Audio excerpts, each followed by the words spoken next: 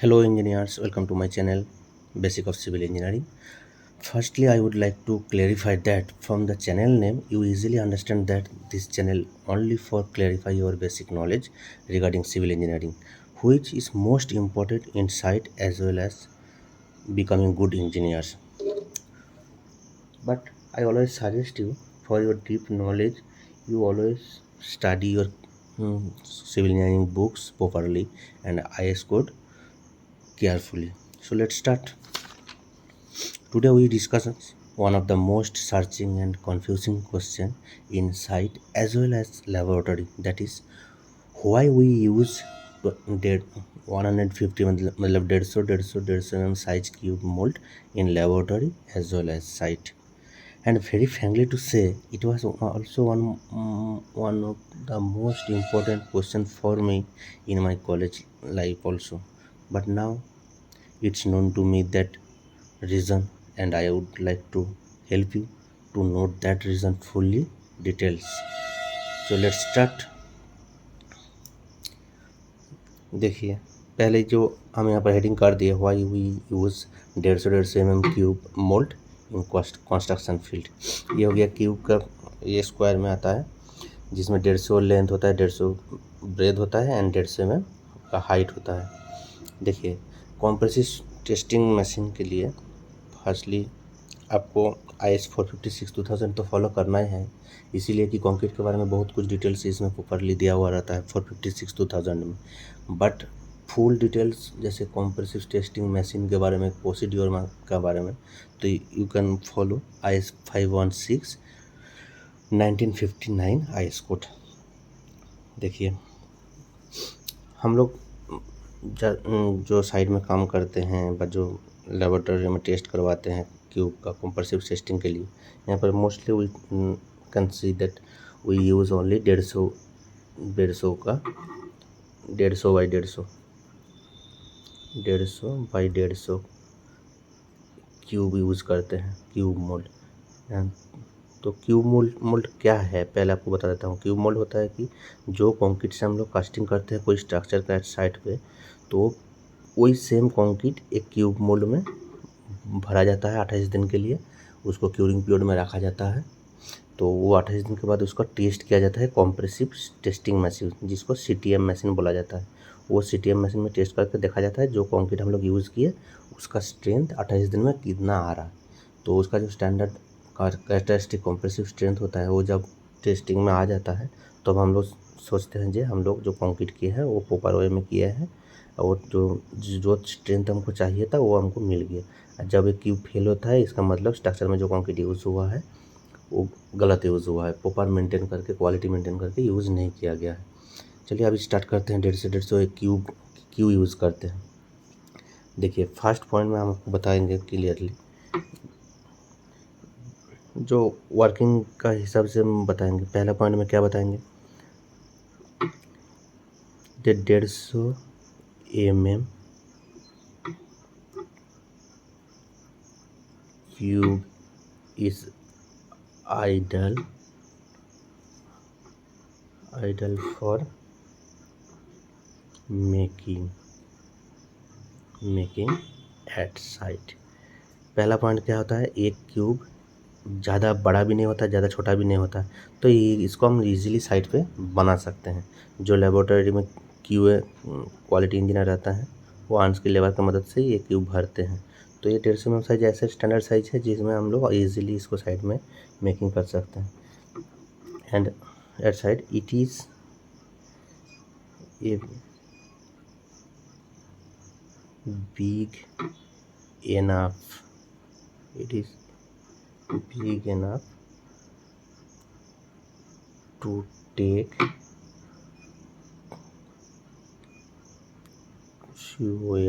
course aggregate। देखिए, aggregate of 20 mm size and small enough to be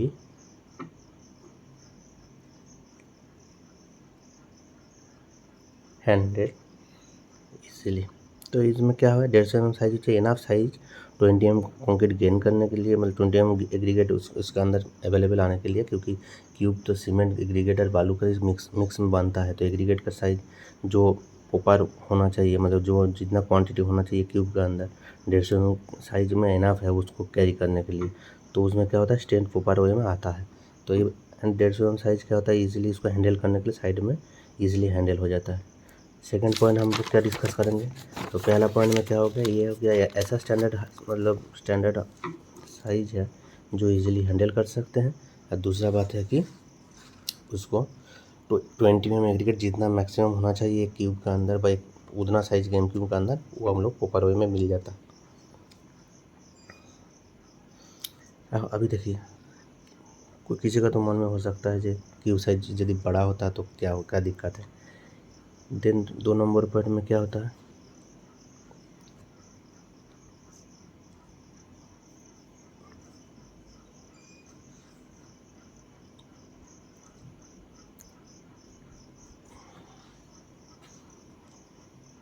if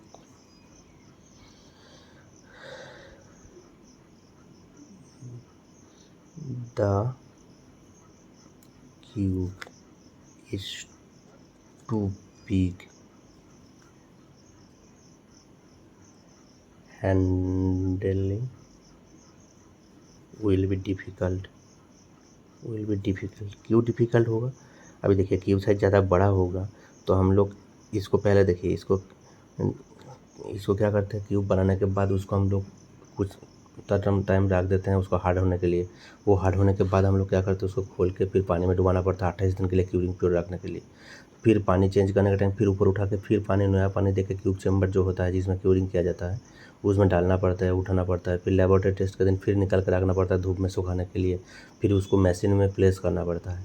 तो ये सब चीज़ें ज़्यादा भारी व ज़्यादा बड़ा साइज़ का होगा तो इसको बहुत बार हैंडल करना पड़ता है, तो बहुत बार इसमें दिक्कत होता है, क्योंकि हम लोगों का हाथ का जो प्लम साइज़ है वो तो फिक्स्ड है। अभी ज़्यादा बड़ा साइज़ का कोई चीज़ को हमको बार बार उठाना चेंज करना पड़ेगा तो क्या होगा, हम लोगों के लिए दिक्कत होगा। इसीलिए क्या होता है, एक तो दिक्कत होता है, ऊपर से वो भारी भी होता है, वजनदार होता है। तो भारी व वजनदार होने के चक्कर में क्या होता है, वो क्यूब का हम लोग ईजिली इधर एक जगह से दूसरे जगह पे मूवमेंट करने में दिक्कत होता है। जैसे ये क्यूब मान लीजिए साइड में बना है, उसको फिर लेबोरेटरी में लाना होता है।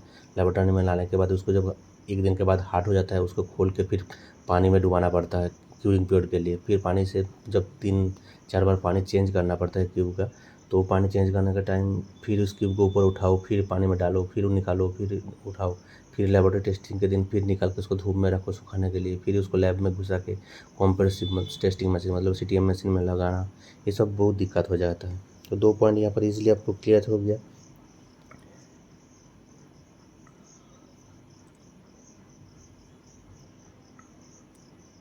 आज देखिए, अभी आप बोल सकते हैं ठीक है ज़्यादा बड़ा साइज़ होने से इसको दिक्कत होता है, डिफ़िकल्ट होता है, तो हम लोग छोटा साइज़ क्यों नहीं यूज़ करते हैं, ये भी आप लोग बोल सकते हैं।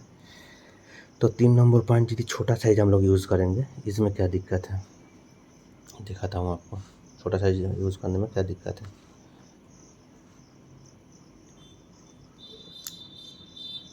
If cube is too small,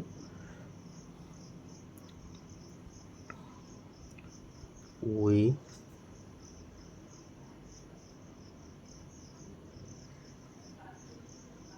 would not get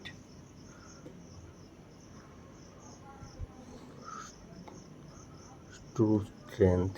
क्या ज़्यादा छोटा होने से हम लोग क्या है, जो स्ट्रेंथ हमको प्रॉपरली चाहिए था क्यों वो हमको प्रॉपरली नहीं मिल पाएगा। क्यों नहीं मिल पाएगा, due to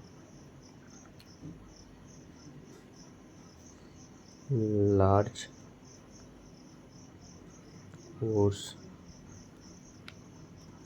force gain present large force gain present in concrete,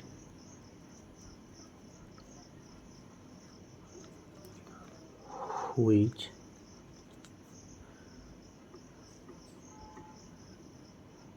create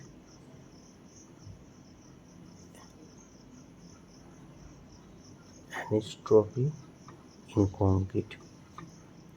तो देख समझ गए आप लोग, जो ज़्यादा छोटा साइज यूज़ करने से भी हम लोगों को दिक्कत होता है, क्योंकि जो ऊपर हमको वो एग्रीगेट उसका अंदर होना चाहिए था वो तो हमको प्रॉपरली मिलेगा नहीं।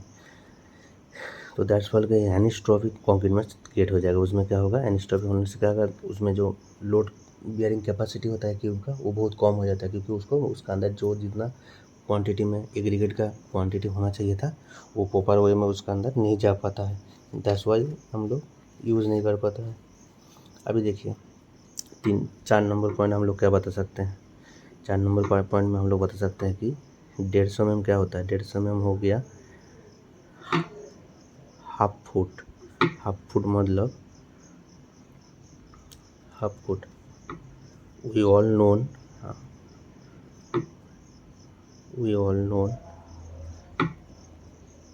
1 फुट इज इक्वल टू क्या होता है 300 mm।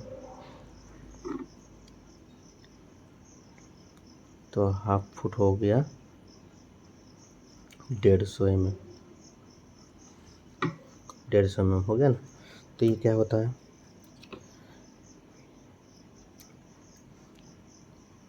It is good round number होता है टू यूज़। क्या होगा, हम लोग जहाँ से नॉर्मली सबका दिमाग में बैठा रहता है जो 150 1 फीट का है, मतलब 300 mm होता है। तो 150 mm साइज हो गया, हाफ फीट हो गया। तो हाफ फीट साइज हो गया, यूज़ करने में राउंड नंबर होता है, तो इसलिए यूज़ करने में आसान होता है। अभी देखिए, अभी टेक्निकल के बारे में बताते हैं। यहाँ पर 4 पॉइंट पहले आपको ब्रीफली डिस्क्राइब कर देता हूँ।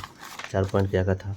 पहला पॉइंट था क्या, ये 150 mm cube ideal for making a site, क्योंकि क्यूब को हमको बहुत बार हैंडलिंग करना पड़ता है साइड से लेबोरेटरी से। क्यूब जहाँ पर चेम्बर होता है, जहाँ पर क्यूरिंग करने के लिए रखा जाता है, फिर वहाँ से उठा के फिर लेबोरेटरी टेस्ट करो, फिर उसको सीटी मशीन में प्लेस करो, उसके बाद तोड़ने के बाद फिर उसको बाहर फेंको। तो बहुत बार हैंडलिंग करने के लिए यूज़ किया जाता है। तो ये 150 mm साइज़ क्या होता है, हम लोग जो प्लम साइज़ है उसका अंदर आ जाता है। प्लम साइज़ में और इसका वेट भी नॉर्मल होता है। तो जो आइडियल मतलब स्टैंडर्ड होता है वही होता है, इसलिए क्या होता है हम लोगों को ज़्यादा दिक्कत नहीं होता है साइड में हैंडलिंग करने के लिए। दूसरा पॉइंट क्या था, इट इज़ बिग साइज होता है। बिग साइज होने से क्या होता है, ज़्यादा बड़ा साइज होगा तो प्लम साइज का अंदर आएगा नहीं, इसका वेट भी बढ़ जाएगा, तो हम लोग को दिन भर इसको कैरी करने में बड़ी मुश्किल होता है। तो 3 नंबर पॉइंट क्या होता है, जितनी ज़्यादा छोटा भी हम लोग यूज़ करें, ज़्यादा छोटा यूज़ करने से क्या होगा, उसके अंदर जितना क्वांटिटी का कोर्स गेन हमको आना चाहिए 20 mm गिट्टी आना चाहिए वो आएगा नहीं।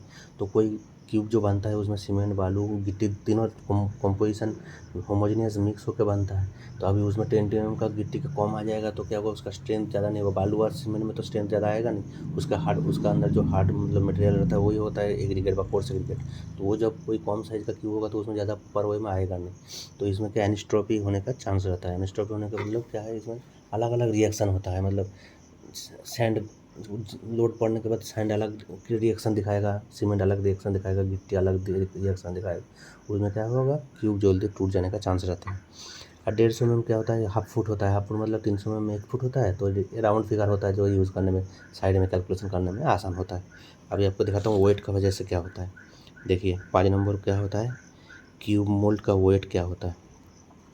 क्यूब मोल्ड वेट तो 150 mm और इसका 150 mm होता है साइज। ये हो गया लेंथ, ये ब्रेथ, ये हो गया हाइट।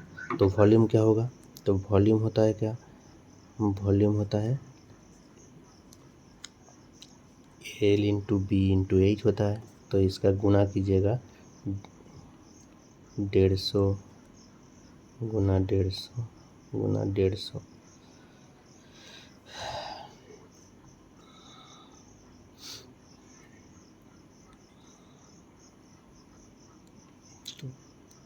तो इसमें एम क्यू आ जाएगा, कितना एम क्यू होगा, तो लेंथ ब्रेथ हाइट का गुना कीजिएगा तो इसमें एम क्यू आएगा।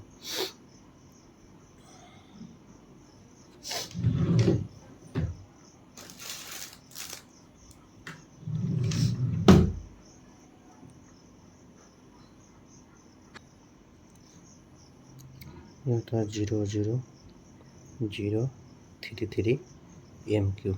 ये हो गया इसका वॉल्यूम। तो इसका वेट क्या होगा, हम लोग जानते हैं क्या,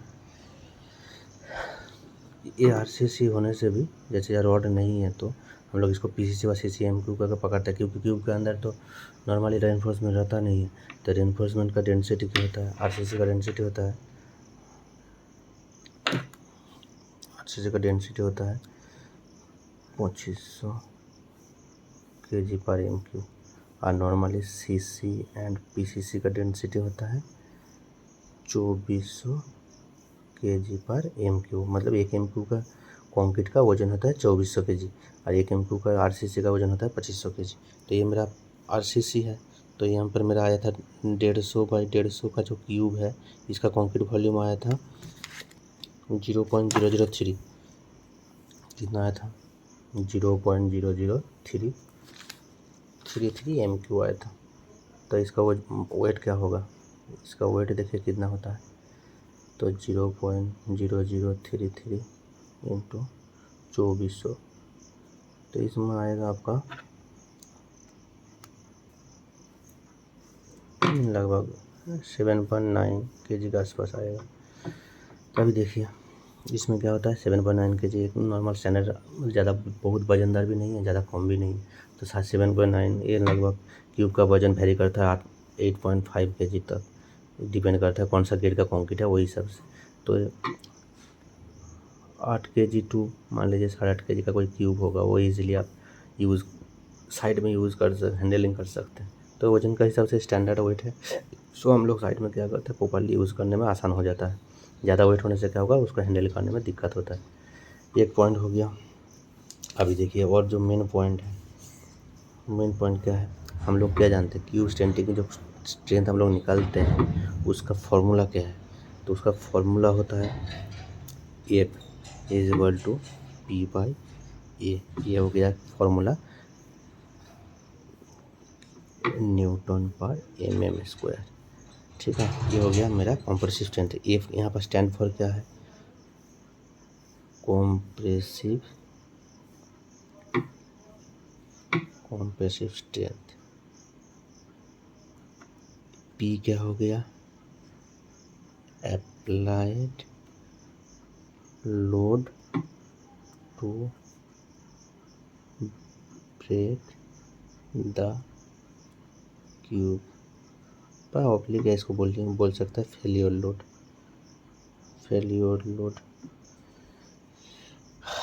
ये हो गया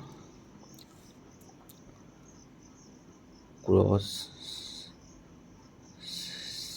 सेक्शनल एरिया ऑफ स्पेसिमेन, मतलब जो चीज़ का टेस्ट हो रहा है उसका क्रॉस सेक्शनल एरिया बेसिस, ये होता है mm स्क्वायर।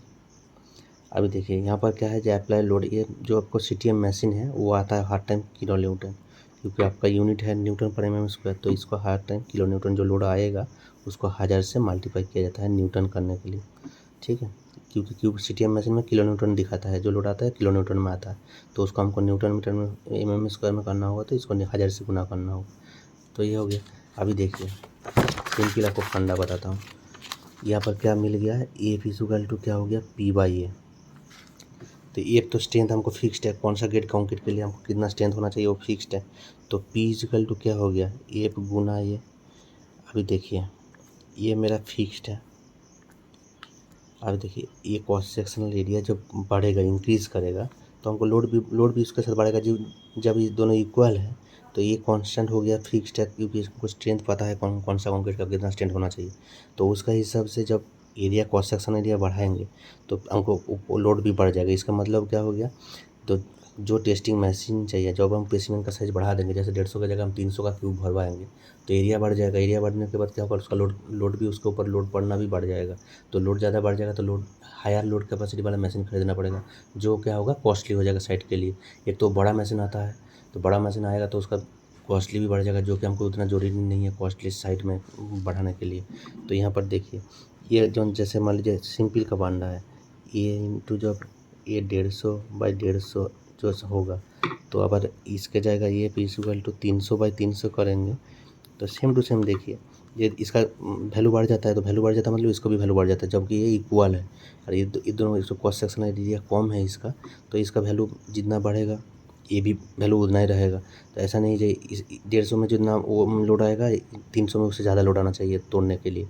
तो लोड ज़्यादा बढ़ जाएगा तो कैपेसिटी भी मशीन का बढ़ जाएगा, तो इसका कॉस्ट भी बढ़ जाता है। तो कॉस्ट बढ़ जाने का बेकार फालतू में इसका कंस्ट्रक्शन साइड में कॉस्ट बढ़ जाता है। एक मशीन हेवी मशीन लाना पड़ता है। तो हेवी मशीन यूज़ ज़रूरी नहीं है, क्योंकि हम लोग नॉर्मली जो स्टैंडर्ड यूज़ करते हैं नॉर्मल कंस्ट्रक्शन साइड में, वो मैक्सिमम M30 यूज़ करते हैं। इससे ज़्यादा ग्रेड का भी यूज़ होता है, तो अब तो हमको बड़ा मशीन चाहिए होता ही है। तो नॉर्मली M30 यूज़ करते हैं, उसके लिए नॉर्मली 1000 किलो न्यूटन का मशीन इनफ हो जाता है। कैपेसिटी का मशीन इनफ हो जाता है साइट के लिए 1000 किलो न्यूटन का। तो इसका जो वैल्यू आता है नॉर्मली, एक तो इसका मशीन का साइज़ भी मीडियम टाइप का आता है, जो कि लैब में आपको प्लेस करने में आसान हो जाता है। और ज़्यादा बड़ा मशीन लीजिएगा तो ज़्यादा एरिया रहेगा, उसका लोड कैपेसिटी बढ़ेगा, इकोनॉमिकली खर्चा बढ़ जाएगा। तो 1000 किलो न्यूटन का मशीन नॉर्मल स्टैंडर्ड होता है। तो ये आपका M30 टेस्ट करने के लिए आसान हो जाता है 150 क्यूब के लिए। अभी सेम M30 के लिए 300 का जब क्यूब बनाइएगा, आपको लग जाएगा लगभग 4000 किलो न्यूटन का कैपेसिटी का मशीन लग जाएगा उसको फेल करने के लिए। ये हम आप चाहेंगे तो हम प्रूव करके भी दिखा सकता हूँ, क्योंकि देखिए M30 के लिए 100 न्यूटन इनफ हो जाता है 150 वाला क्यूब के लिए, 150 वाला क्यूब के लिए। और सेम आपका यदि 300 वाला क्यूब यूज़ कीजिएगा तो उसमें आपको 4000 किलो न्यूटन का मशीन खरीदना पड़ेगा। तो इसमें ज़्यादा कॉस्टली हो जाता है।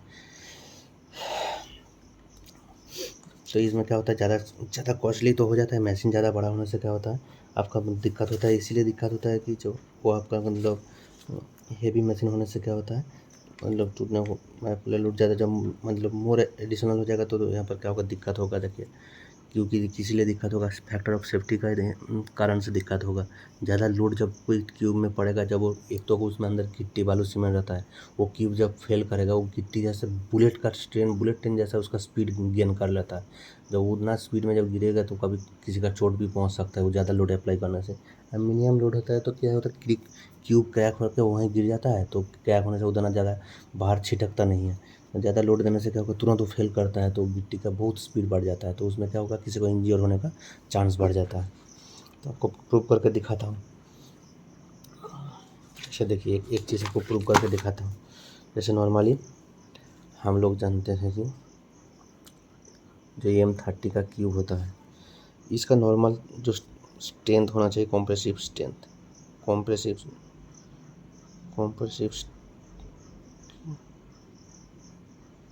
28 दिन में क्या होना चाहिए, मिनिमम जो है इसका, जो आईएस कोड में बताता है, ये मिनिमम जो है ये 30 न्यूटन पर mm² होना ही चाहिए 28 दिन में, तब जाके वो कंक्रीट प्रॉपर होता है। अभी देखिए टारगेट स्ट्रेंथ एक चीज़ होता है। टारगेट मतलब हम लोगों को थोड़ा सा बढ़ा के लेके चलना पड़ता है साइड में टारगेट स्ट्रेंथ। उसके लिए भी अलग फार्मूला है, वो हम अलग वीडियो में बताएंगे। वो एक फार्मूला होता है, जैसे टारगेट स्ट्रेंथ FT होता है FCK plus K into S, ये एक फार्मूला होता है। तो FT क्या होगा, ये नॉर्मली 30, ये टारगेट FC का क्या होता है 30 होता है, जो आपका कैरेक्टरिस्टिक कॉम्प्रेसिव स्ट्रेंथ 28 दिन में मिलता है, वो प्लस K हो गया कांस्टेंट, ये हो गया कांस्टेंट, ये कांस्टेंट। और ये हो गया स्टैंडर्ड डेविएशन, जो कि इसको टेबल पे दिया होता है। ये M30 के लिए 5 होता है। और K कांस्टेंट वैल्यू जो हाई स्कूल में बताया गया है वो 1.65 होता है। तो इसका मतलब आपको जानते हैं क्या होता है, 1.65 ये तो कांस्टेंट है, और इस स्टैंडर्ड डेविएशन M30 के लिए होता है 5। तो इसमें आपको कैलकुलेशन कीजिएगा तो आ जाएगा 30 प्लस 8.25, इसका मतलब 38.25 आ जाता है न्यूटन पर मिलीमीटर²। मतलब M30 का आपको प्रॉपर मतलब टारगेट स्ट्रेंथ इसको चाहिए 38। नॉर्मली जो मिनिमम कॉम्प्रेसिव स्ट्रेंथ होता है 28 दिन के लिए वो 30 होता है, किंतु जो हेवी स्ट्रक्चर होता है उसका टारगेट स्ट्रेंथ 38 हो जाता है। तो अभी देखिए हम 38 पकड़ के चलते हैं, टारगेट लेके चलेंगे, क्योंकि मशीन तो 30 के लिए मंगा नहीं सकते हैं, थोड़ा सा हेवी कैपेसिटी के लिए मंगाना होगा, जाकि कोई भी स्ट्रेंथ हम अचीव कर सकते हैं। तो 38 मान के चलते हैं। तो M30 के लिए क्या हो गया, M30 के लिए 38.25 न्यूटन पर mm² टारगेट स्ट्रेंथ हो गया। अभी देखिए आपको प्रूव करके दिखाता हूँ, जो 300 वाला में कितना लगता है लोड, ये टारगेट स्ट्रेंथ हो गया। चलिए आपको अगला दिखाता हूँ। अभी देखिए ये तो फिक्स्ड है हम लोगों का लोड क्या आना चाहिए, ये फिक्स था, ये फॉर्मूला पहले ही बता दिया। तो ये देखिए ये हो गया मेरा 38.25 हो गया। तो पी हमको ये जानना है कितना लोड आएगा मशीन में, कितना लोड आने में हमको ये वैल्यू मिल जाएगा। यार एरिया हो गया आपका 150 गुना 150।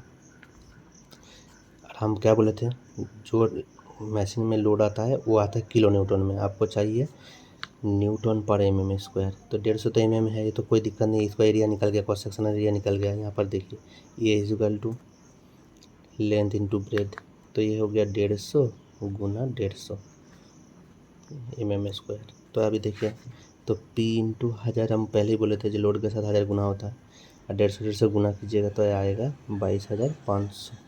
अभी देखिए दोनों 0 0 काट गया, ये 10 बचा, 10 को हम नीचे कर लेंगे, ये P/22.5 हो गया। और यहाँ पर मेरा 38.25 था। सो P इक्वल टू क्या होगा 38.25 इंटू 22.5, इसका मतलब ये आ जाता है लगभग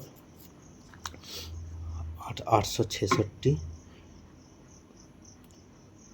न्यूटन। अभी देखिए 1000 में हम लोग क्या बोले थे, जो स्टैंडर्ड साइड में यूज़ होता है वो 1000 टन का 1000 किलो न्यूटन का लोड ले लेता है। तो ये 866 हमको आया है लोड किलो न्यूटन। तो 866 किलो न्यूटन आया है, तो इसको मतलब हमको आराम से 1000 कैपेसिटी वाला मशीन में अब आराम से टेस्ट कर सकते हैं। ये 150 साइज था बोल के 1000 वाला में आपका हो गया। अभी सेम चीज़ M30 के लिए हम 300 वाला साइज यूज़ करेंगे, उसमें देखिए क्या होता है। पहले दिक्कत क्या होता है आपको बता देता हूँ। 300 वाला साइज में देखिए पहले इसका वेट कितना बढ़ जाता है, क्यूब का वेट आपको दिखाता हूँ 300 वाला साइज के लिए कितना होता है। 300 का क्यूब यूज़ कीजिएगा, उसमें क्या क्या दिक्कत आता है। तो 300 का वॉल्यूम क्या आएगा कंक्रीट का, 300 बाई 300 का जब कीजिएगा 300 इंटू 0.300, और इसका 0.300 जब कीजिएगा कंक्रीट का वॉल्यूम क्या आता है दिखाता हूँ। देखिए इसका वॉल्यूम आ जाता है 0.027 m3। सेम टू सेम हम डेंसिटी तो पता है, डेंसिटी हमको पता है क्या होता है, डेंसिटी होता है 2400 kg पर m3 होता है। तो मेरा ये 0.027 m3 का कितना वेट होगा ये भी बता। देखिए इसका वेट आएगा लगभग 64 पॉइंट समथिंग, देखिए 64.8 kg। अब बात समझ रहा है, ये 300 वाला क्यूब साइड में यूज़ करने से क्या होगा, एक क्यूब का वजन हो जाएगा 64 किलो। अब जब 64 किलो के लेके कोई भी लेबर उसको एक लेबोरेटरी एक साइड से एक साइड बाई क्यूरिंग जो चेम्बर है उसमें से उठाना नीचे करना मुश्किल है। पहले ये फेल हो गया, जो 300 वाला क्यूब हम लोग क्यों नहीं यूज़ करते हैं, क्योंकि वेट का हिसाब से इसका बहुत ज़्यादा हो जाता है, इसलिए हम लोग 300 वाला क्यूब साइड में यूज़ कर ही नहीं सकते। ये एक ड्रॉबैक हो गया, वेट के हिसाब से ड्रॉबैक हो गया, इसलिए हम लोग फेलियर हो गए। दूसरा देखिए आपको मशीन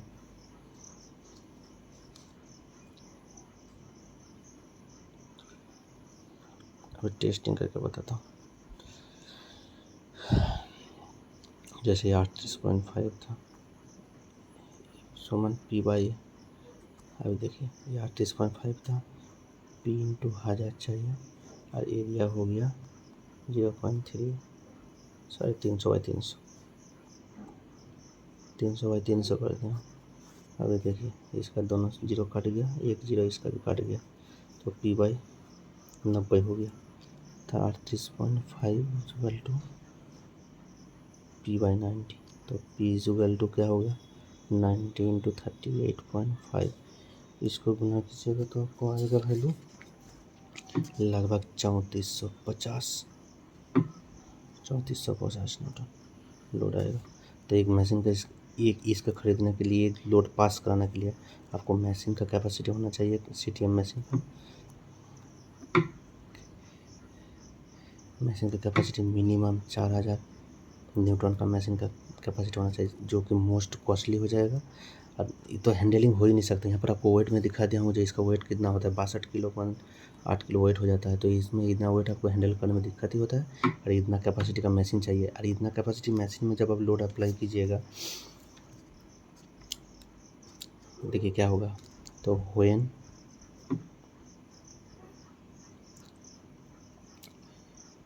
क्यूब फेल्स अंडर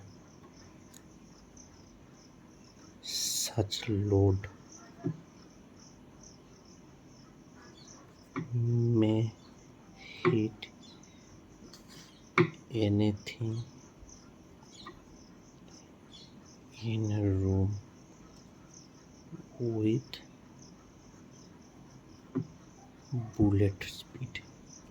इसका मतलब क्या हो समझ रहे हैं। इतना लोड में जब इसको क्यूब को फेल करने जाएंगे तो क्यूब का अंदर जो एग्रीगेट रहता है वो इतना स्पीड गेन करेगा जो उसमें किसी का भी एक्सीडेंट हो सकता है। तो वो एक्सीडेंट को हो जाएगा तो इसमें दिक्कत है। तो ज़्यादा 3 चीज़ का दिक्कत होता है। ज़्यादा बड़ा क्यूब करने से इसका वेट बढ़ जाता है, वो हैंडल करने में दिक्कत होता है। साइज़ ज़्यादा बड़ा होने से क्या होता है, हम लोगों का प्लम साइज़ जो है उसमें क्या है, उसमें अटता नहीं है, उसको कैरी करने में दिक्कत होता है। तीसरा, कॉस्टिंग ऑफ मशीन का बढ़ जाता है क्योंकि ज़्यादा बड़ा एरिया साइज़ होगा तो ज़्यादा लोड कैपेसिटी वाला मशीन खरीदना पड़ेगा। उसमें क्या होगा, आपका कॉस्टिंग ऑफ कंस्ट्रक्शन कॉस्ट बढ़ जाएगा। तीसरा क्या होगा, लेबोरेटरी का साइज़ का इशू हो जाएगा। इतना बड़ा मशीन को प्लेस करना, उसको चलाना, इलेक्ट्रिसिटी बिल सब दिक्कत होता है। 4 नंबर क्या होता है क्या, अब इसमें फैक्टर ऑफ सेफ्टी का इशू आ जाता है। इतना लोड में जब कोई क्यूब फोड़ते हैं तो उसमें क्या होगा, जो एग्रीगेट का साइज इतना मतलब स्पीड बढ़ जाता है जो उसमें किसी का एक्सीडेंट होने का चांस रहता है। तो ये सब मेन कारण होता है कि जो हम लोग बड़ा साइज़ का क्यूब यूज़ नहीं करते हैं। अभी 300 वाला यूज़ किया इसीलिए कि ये एक हायर कैपेसिटी का मशीन में यूज़ हो जाता है। दूसरा, एक मिनिमम इसका वेट होता है, जैसे 8.5 किलो के आसपास वेट आता है, जो कि नॉर्मली यूज़ साइड में यूज़ करने में आसान हो जाता है। तीसरा क्या पॉइंट होता है, देखिए, और एक तो इम्पोर्टेंट पॉइंट है, क्यूब का जो मटेरियल है वो आपका वेस्टेज मटेरियल है, क्योंकि वो तो आप यूज़ कर नहीं सकते। आपको हार्ड कंक्रीट कास्टिंग के टाइम में क्यूब बनाना ही पड़ता है। तो जितना कंक्रीट बनाइएगा, वो क्यूब बनाइएगा, उसको फोड़ के आपको बर्बादी करना है। जितना बड़ा साइज लीजिएगा उतना कंक्रीट बर्बादी है, सीमेंट बर्बादी है, गिट्टी बर्बादी है, बालू बर्बादी है। तो ज़्यादा तो हमको बर्बाद करना नहीं है, जो कि वो काम में आएगा नहीं। तो इसलिए जितना मिनिमम साइज़ होगा उतना ही अच्छा है, क्योंकि उसमें कॉस्टिंग भी आपका कम हो जाता है। तो ज़्यादा बड़ा साइज़, ये भी एक मेन रीज़न है। 150 से हाईएस्ट कोड में फिक्स किया है कि ये देखा गया कि एक स्टैंडर्ड साइज़ है। इसका जो सीटीएम मशीन का कैपेसिटी भी नॉर्मल आता है, इसमें वेट भी नॉर्मल ही आता है, जो कि मतलब हैंड करने में दिक्कत होता है नहीं। और तीसरा क्या होता है, इसमें जो गिट्टी जो फेल होता है उसमें ज़्यादा उसका स्पीड गेन नहीं होता है। उसमें क्या होता है, यूज़ करने में आसान होता है। यही मेन रीज़न है जो कि हम लोग 150 के ऊपर ज़्यादा बड़ा बड़ा साइज़ यूज़ नहीं करते। तो इसीलिए यही था मेन टॉपिक का। मतलब होप करता हूँ जो आपको अच्छा ही लगा होगा, आपको कुछ मदद मिला होगा। चलिए मिलते हैं नेक्स्ट वीडियो में। Bye bye.